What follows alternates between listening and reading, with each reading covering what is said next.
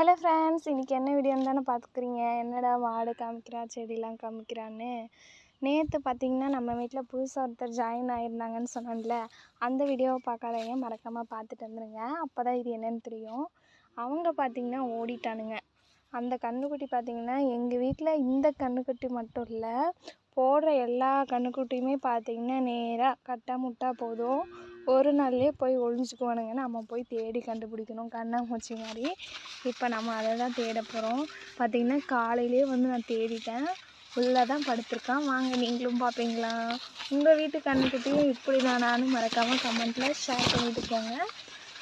வாங்க அந்த திருட்டு பையனை பார்க்கலாம். பாருங்க எங்கே போய் படுத்திருக்கான்னு. இப்படி தாங்க எங்கள் வீட்டில் போடுற எல்லா கன்றுக்குட்டியுமே ஒளிஞ்சிக்கிறானுங்க.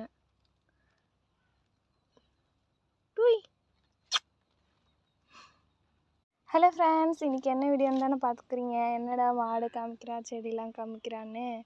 நேற்று பார்த்திங்கன்னா நம்ம வீட்டில் புதுசாக ஒருத்தர் ஜாயின் ஆகியிருந்தாங்கன்னு சொன்னேன்ல, அந்த வீடியோவை பார்க்காதவங்க மறக்காமல் பார்த்துட்டு வந்துடுங்க. அப்போ தான் இது என்னென்னு தெரியும். அவங்க பார்த்திங்கன்னா ஓடிட்டானுங்க.